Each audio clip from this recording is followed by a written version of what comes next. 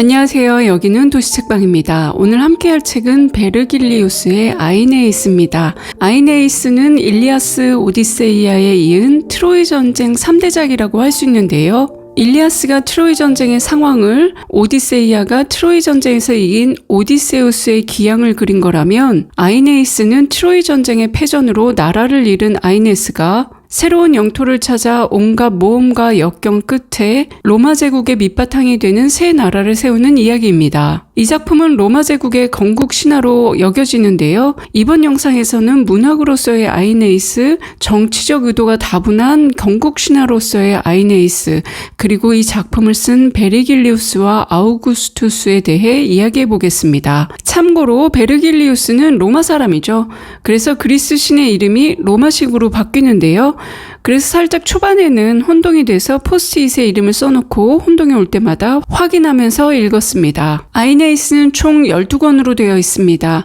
일리아스와 오디세이아에 비해 반으로 줄어든 분량인데요. 일리아스는 트로이 전쟁 중의 이야기로 전투 장면 묘사가 주를 이루고, 오디세이아는 집으로 돌아가는 오디세우스가 길을 잃고 헤매는 동안 수많은 장소와 사람을 만나는 이야기로 구성되어 있는데, 아이네이스는 정확하게 그 반반을 섞어 놓았다는 인상이 아주 강하게 들었습니다. 1권에서 6권까지는 아이네이스가 트로이를 계승할 새로운 왕국을 건국할 것이라는 신의 예언에 따라 배를 타고 이 섬 저 섬을 떠도는 이야기입니다. 7권에서 12권까지는 아이네이스가 마침내 로마 제국을 건설할 땅으로 들어가서 그곳에 사는 사람들과 전쟁과 화해 끝에 왕이 되는 이야기죠. 책 시작의 반은 모험의 모티브고 나머지 반은 전쟁과 권력 투쟁의 모티브입니다. 이런 면에서 저는 오디세이아와 일리아드를 적당히 반반 잘 섞었다는 느낌이 든 거죠. 아이네이스를 이야기할 때 후반부의 전쟁 이야기보다는 4권의 디도와의 사랑 이야기, 그리고 6권의 저승 이야기가 훨씬 많이 되는데요. 전쟁의 묘사보다는 여러 사람과 관계 속에서 아이네이스가 어떻게 행동하고 반응하는지를 통해 많은 심리와 감정을 엿볼 수 있기 때문이기도 하고요. 지하 세계의 모티브는 단테의 신곡에서 나오고, 디도와 아이네스의 사랑 이야기는 영국 오페라로 재탄생되기도 했기 때문입니다. 책은 아이네스가 트로이를 탈출하는 걸 보고 화를 내는 유노로 시작됩니다. 유노는 트로이 전쟁에서 그리스 편을 들었죠.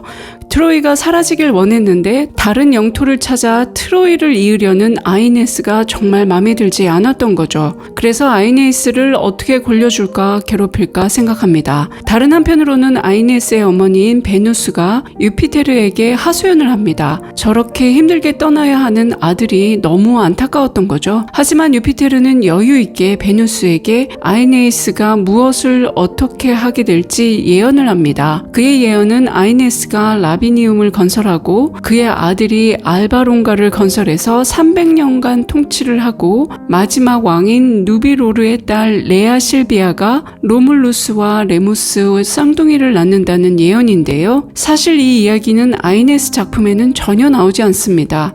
아이네스 이후의 일들을 이렇게 신의 예언으로 1권에 펼쳐놓은 거죠.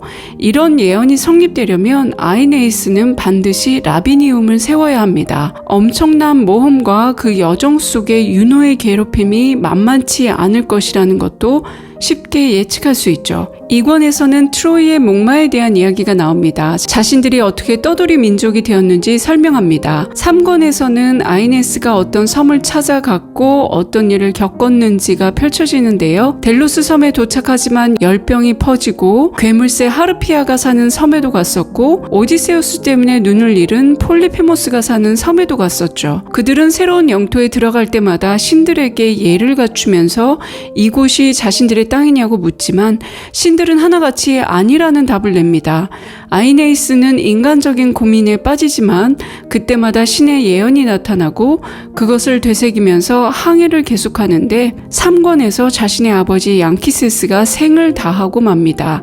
그리고 폭풍우에 시달린 아이네이스는 카르타고에 도착합니다. 4권에서는 거친 항해로 자신의 아들이 목숨을 잃을까 걱정하는 베누스와 아이네이스가 새로운 영토를 찾지 않기 바라는 유노가 아이네이스가 디도의 왕국 카르타고에 머물러도 된다는 합의를 보죠. 디도는 한때 자신도 오빠의 왕국에서 탈출했던 방랑자 신세였기 때문에 아이네스를 쉽게 받아주게 됩니다. 거기까지는 좋았는데 디도는 아이네스와 사랑에 빠지고 말죠. 아이네스도 험한 항해 생활에 지쳐 디도가 제공하는 편안함에 빠집니다. 그리고 윤호의 계략에 따라 이 둘은 사냥에 나갔다가 내리는 비를 피하려고 동굴에 들어갔는데 디도는 그것을 결혼이라고 생각합니다. 여왕이 이방인과 사랑에 빠져 결혼까지 한다는 일은 국가의 중대사죠. 그리고 이 일은 엄청난 파급 효과를 불러일으키는데요. 소문이 아주 빠르게 퍼지기 시작합니다. 소문은 파마라는 여신입니다.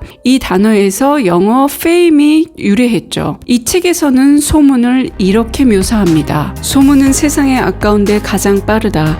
그녀는 움직임으로써 강해지고 나아감으로써 힘을 얻는다.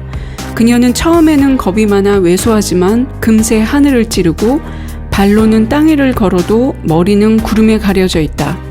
전하는 이야기에 따르면 대지의 여신이 신들에게 화가 나 코에우스와 엔켈라두스의 누이로서 그녀를 막내둥이로 낳았다고 한다. 그녀는 발이 빠르고 날개가 날랜 무시무시하고 거대한 괴물로 몸에 난 깃털만큼 많은 잠들지 않는 눈과 혀와 소리나는 입과 쫑긋선 귀를 그 깃털 밑에 갖고 있다. 밤마다 그녀는 어둠을 뚫고 하늘과 대지 사이를 윙윙거리며 날아다니고 한시도 눈을 감고 단잠을 자는 일이 없다. 또한 낮에는 지붕 꼭대기나 높은 성탑들 위에 앉아 망을 보며 대도시들을 놀라게 한다. 그녀는 사실을 전하는 것 못지않게 조작된 것들과 왜곡된 것들에 매달리기 때문이다. 바야흐로 그녀는 신이 나서 여러 백성들 사이에 온갖 이야기를 퍼뜨리며 사실과 허구를 똑같이 노래해댔으니 그 내용인즉 트로이아 혈통의 아이네이스가 오자 아름다운 디도는 그와 결혼하는 것이 적합하다고 여겼으며 두 사람은 이제 왕국도 잊어버리고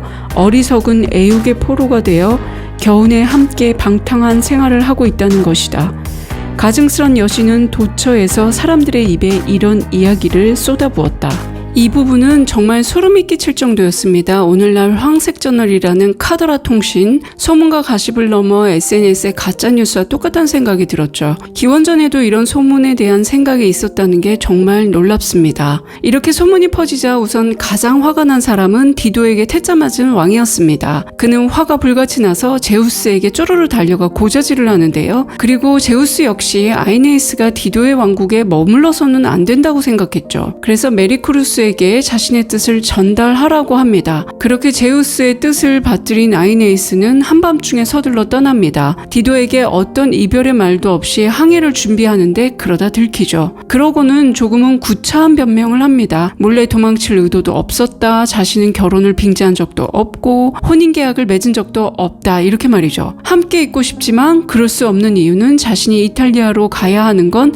신의 뜻이기 때문이다 라고 말합니다. 이 모든 배경을 알고 있는 이 독자들은 그럴 수도 있겠다 하지만 아무것도 모르는 이 디도 입장에서는 하루아침에 변신한 아이네스는 그저 배신자일 수밖에 없습니다. 디도는 이별의 충격으로 여동생 안나와의 대화를 마친 후 끝내 불에 자신을 던지고 말죠. 5권에서는 출항한 아이네스가 활활 타오르는 불을 보면서 조금 이상하다 생각하지만 디도의 자살이라고는 상상도 못했습니다.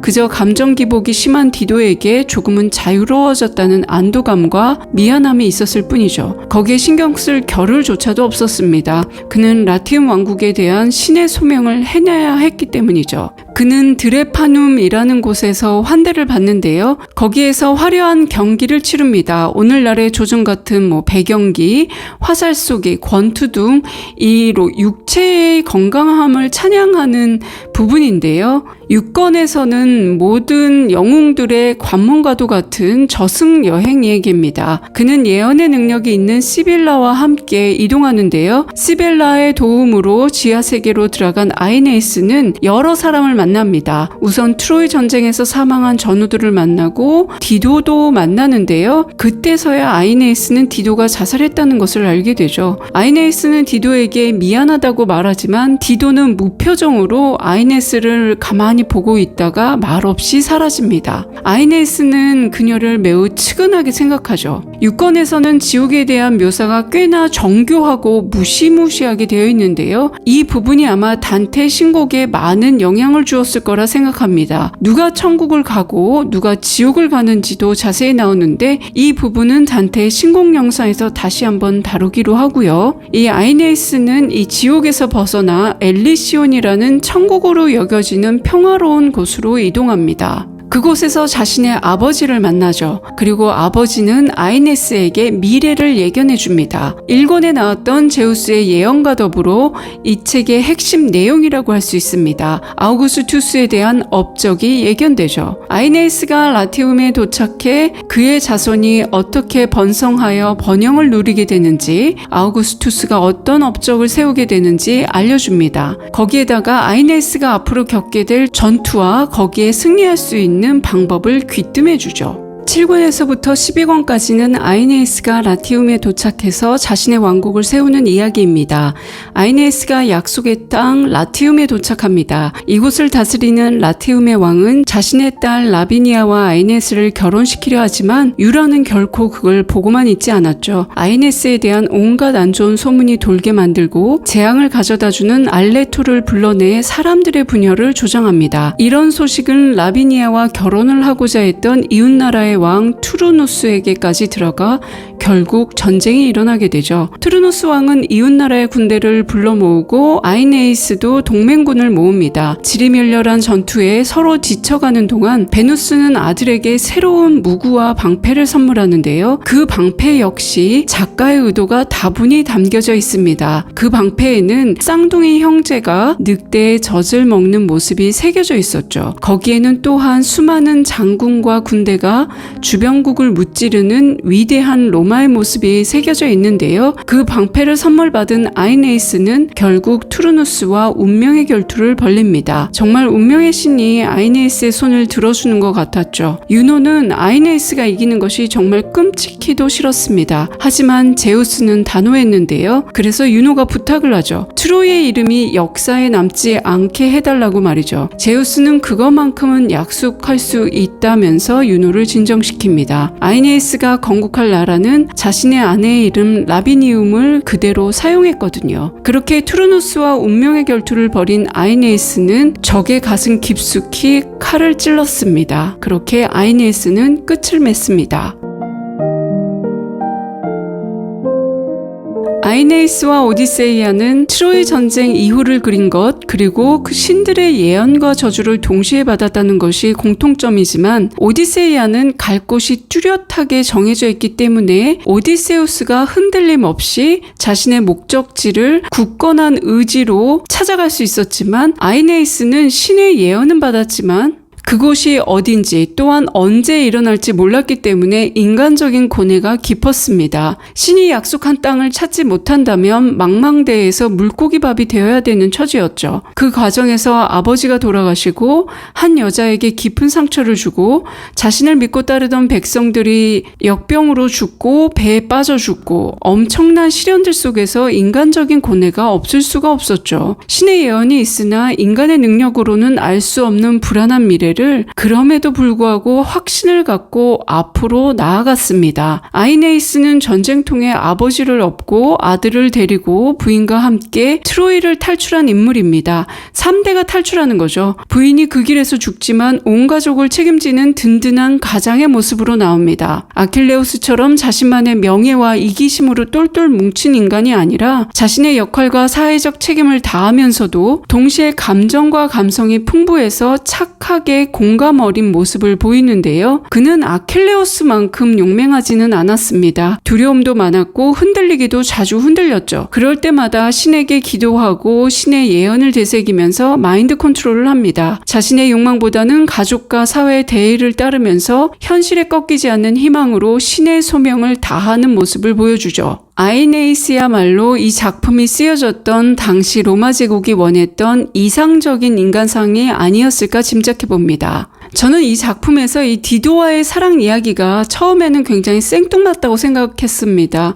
하지만 작품을 다 읽고 아이네이스의 성격이 파악되니까 작가의 의도가 보이더라고요.